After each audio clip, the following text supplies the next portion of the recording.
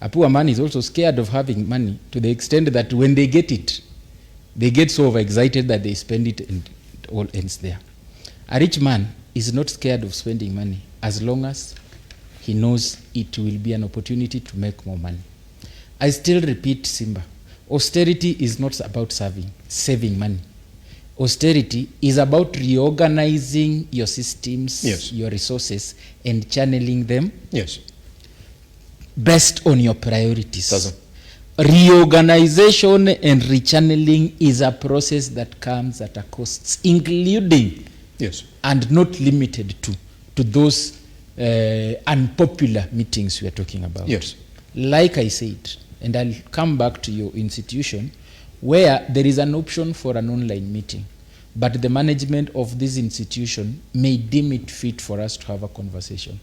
Simba, you can write a letter, you can write a text, but we know the impact and effect of physical meetings. And that's why leaders must come together and have conversations. That's why someone has to travel from the US to Kenya for a bilateral engagement that we could have had on phone. Yes. So it's part of us. So let's not make it look like when the government does it, it's different. We spend in the process. We cannot grow our economy without socializing. That's why it's socio-economic.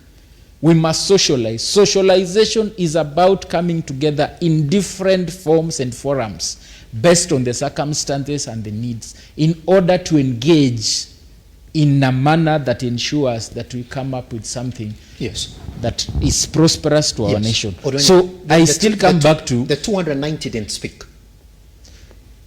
That physically, if you're going to talk to them, and they will tell you exactly what they were feeling in their various ministries, or sorry, parastatals, you would take the entire day.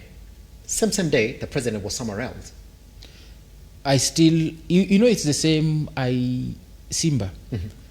I go, let's use an example of a family. You can have a family meeting. You can have something critical you want to communicate that requires that physical presence. Yes. And that's why I talked about coming together is not even about us talking like we are on this show. Yes. Socialization is formal and informal. When we come back to State House, for example, let me give you an example. It can provide an opportunity for, let's say, the CEO of Kentrade or Ken Invest to interact with David D, who is the president's economic advisor. This forum is not basically just with the president. If you look at that, you will see the president's advisors, other PSS and CSS. Through those forums, you may not get an appointment with the CS for Treasury or the PS or the president's economic advisor due to other engagements. But when these forums are created, these are opportunities for networking so that there is something we can engage, what is called you might attend on the sidelines. The purpose of these forums, some of them are even global. When the UN is bringing these people are not just coming to talk. This is a forum for me as Odweyo Kennedy. If I am going to New York, I have an opportunity to meet someone from the UK in a room of equals.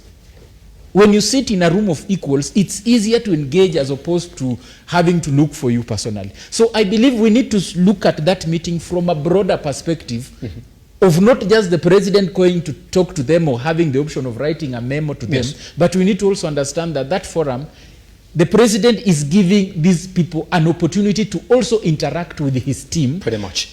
Because not everything can be done formally. There are things that we have formal engagements, informal ones. So we need to look at it from that perspective. Because even as a CEO, you might be a CEO of, let's say, Musea that is running the bottom-up agenda. It gives you an opportunity to engage with the president informally and pass a few points. So that's why I talked about the cost-benefit analysis.